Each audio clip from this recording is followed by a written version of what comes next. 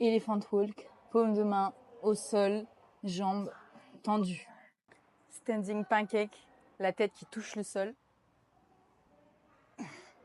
Et tu remontes.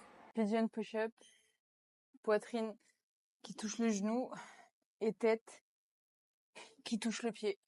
ATG split squat au sol, jambes arrière tendues. Couch stretch, buste perpendiculaire au sol. Être capable de toucher ses pieds, c'est une compétence que tout le monde devrait avoir. Si tu ne peux pas commencer à ce niveau-là, je te propose de commencer en régressant un petit peu le mouvement, en surélevant tes mains. Tu trouves la hauteur à laquelle tu sens un bel étirement à l'arrière de la cuisse. Et progressivement, tu enlèveras de la hauteur. En CrossFit, être capable de toucher ses pieds, c'est absolument indispensable, sinon tu n'arriveras jamais à faire correctement un mouvement comme le toast to bar par exemple. Très important pour ce mouvement, ici je parle de mobilité et non pas d'étirement. La différence entre les deux, c'est que en étirement, tu viens juste passivement étirer.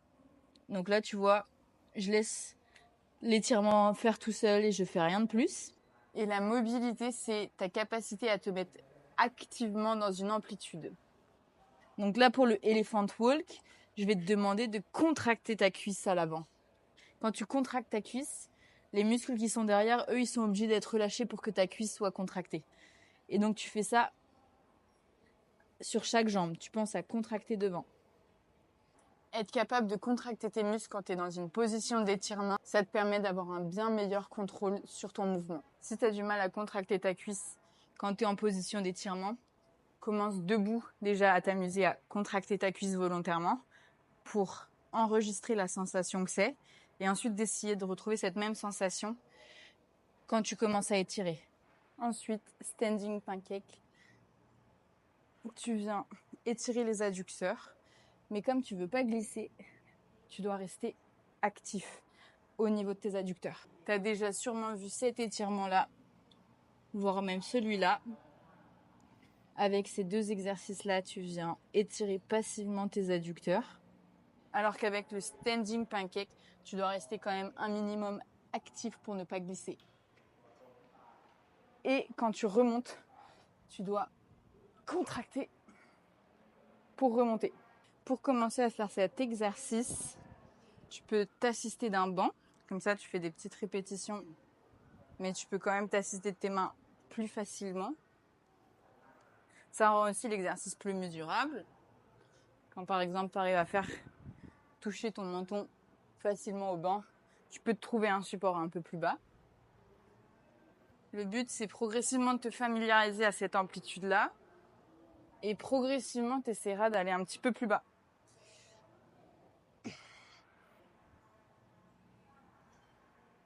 Je te conseille de faire cet exercice pieds nus pour pas glisser. Avec tous les exercices que je suis en train de te montrer, on est en train d'étirer tes hanches à 360 degrés.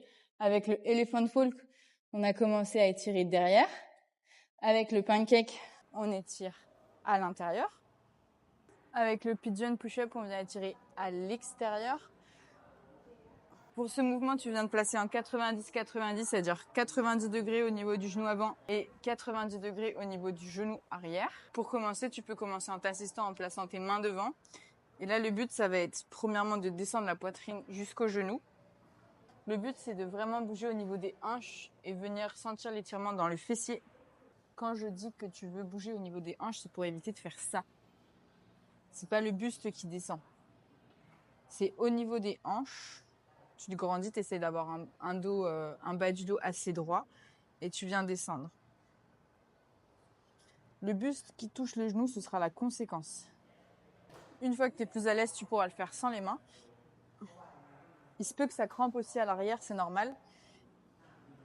De par nos modes de vie, on a des hanches qui sont quand même assez raides, qui sont peu mobiles parce qu'on reste beaucoup dans la même position, c'est-à-dire assis. Et donc quand tu viens solliciter tes hanches, surtout comme ça, quand tu le fais sans assistance, le fait de remonter, tu viens contracter au niveau des hanches, ça peut cramper au niveau de la jambe arrière. Et une deuxième chose qui est aussi intéressante à savoir faire, c'est d'arriver à faire venir toucher ta tête au niveau de ton pied. Donc ça, pareil, tu commences en t'assistant en premier. Et quand tu es à l'aise, tu peux le faire sans les mains. Ces deux standards, ils sont très intéressants. Ça vient étirer un petit peu différemment. Quand tu descends, pense que quand tu remontes, tu veux contracter ta fesse, pousser ton pied et ton genou dans le sol pour rendre, tu sais, ces étirements actifs. On n'est pas juste là devant à étirer. Tu peux le faire aussi, ça fait du bien. Mais pense aussi à faire des répétitions où là, du coup, de toi-même, tu viens contracter pour remonter. Avec le ATG Split Squat, on vient étirer devant la hanche. On vient étirer les fléchisseurs de hanche. Le standard sur ce mouvement, c'est d'arriver à faire un ATG Split Squat au sol. Le talon peut décoller du sol. Tu veux une flexion complète au niveau du genou avant. Et tu veux la jambe arrière tendue. Tu veux pas que le genou touche le sol. Pareil que sur le Elephant Walk, si c'est un mouvement qui est trop difficile à faire au début au sol, tu viens commencer en surélevant le pied avant. Et plus tu seras à l'aise, plus tu pourras descendre de la hauteur. Si tu fais du crossfit, il se peut que tes fléchisseurs de hanche, dont le psoas, soient vraiment très tendus. Donc, vas-y progressivement sur ce mouvement-là. Tu veux toujours avoir les hanches qui vont vers l'avant. Tu veux pas compenser en ouvrant comme ça. Plus tu descends la hauteur, plus tu te concentres sur bien garder ta jambe arrière le plus tendue possible et ton buste droit. Plus ton buste penche en avant comme ça, plus tu réduis l'étirement au niveau de ton psoas. Donc, plus c'est facile. Donc, garde bien le buste bien droit. Tu contractes bien la fesse ici. Et tu gardes le bas du dos plutôt droit. Je veux pas que tu compenses en faisant une trop grande extension au niveau du bas du dos. Pareil que sur les autres étirements, là on vient étirer les muscles qui sont devant ta cuisse et au niveau de ta hanche à l'avant. Donc, si tu étires ce qu'il y a devant, je veux que tu contractes ce qu'il y a derrière, c'est-à-dire ton fessier. Et un dernier qui est complémentaire avec le ATG Split Squat, c'est le couch stretch. On vient aussi étirer devant les fléchisseurs de hanches. Mais couch stretch et ATG Split Squat, ils sont super complémentaires. Le ATG Split Squat, ça va mettre un peu plus l'emphase sur le psoas, donc vraiment l'avant de la hanche. Et le couch stretch, lui, il vient mettre l'emphase un peu plus sur fléchisseur de hanche, qui est aussi un muscle des quads, le droit fémoral. Donc sur ce mouvement-là, tu vas ressentir beaucoup plus l'étirement au niveau de la cuisse. C'est tout à fait normal. Et petite parenthèse, mais ce mouvement-là, pour les crossfitters, il est très important. On vient solliciter énormément les quads et les fléchisseurs de hanche. Donc ce mouvement-là qui vient étirer fléchisseurs et quads, il se peut que tu puisses pas commencer à ce niveau-là. Donc pour ça, je te propose de t'assister d'un banc devant toi. Parce que plus tu as le buste vers l'avant, moins ça étire. Et pour les personnes qui sont très très raides, il y en a qui commenceront à ce niveau-là, parce que déjà à ce niveau-là, ça va tirer très très fort. Donc là, petit à petit, semaine après semaine, le but ce sera d'essayer de te relever un petit peu plus, et c'est pour ça que je veux que tu aies un banc devant toi pour que tu puisses pousser et te redresser. Et j'aimerais aussi que progressivement, cette jambe avant, tu viennes la placer devant toi, donc à ton rythme, progressivement, pour qu'elle finisse devant toi, et que ton buste, lui, vienne se redresser. Là, on est en étirement actif, en mobilité. Donc, comme on étire devant, je veux que tu contractes derrière. Ici, pareil que sur le ATG Split Squat, une erreur qui est assez courante, c'est de vouloir cambrer au niveau du bas du dos pour être le plus droit possible. Mais ça, c'est quelque chose que tu veux éviter aussi. Donc, je préfère que tu te concentres sur une belle contraction du fessier pour vraiment bien étirer. Et progressivement, je veux que tu arrives à te redresser, à avoir le buste droit, sans avoir de cambrure au niveau du bas du dos. En tout cas, pas de cambrure excessive pour vouloir monter le plus haut possible, le plus rapidement possible. Ça, ce serait ton standard à avoir.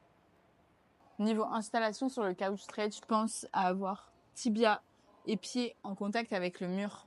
Comme ça te donne un standard.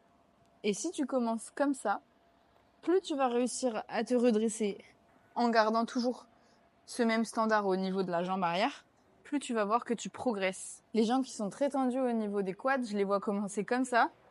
Mais là, tu es déjà en position finale et c'est beaucoup moins mesurable que si tu avais le tibia collé au mur. Voilà pour ta mobilité au niveau des hanches. Ce que j'aime garder en tête quand je mobilise mes hanches, c'est toujours avoir 4 exercices pour mobiliser l'arrière, l'avant, côté extérieur et côté intérieur de mes hanches, pour compenser nos modes de vie où on reste beaucoup trop assis et où on ne mobilise que trop peu nos hanches.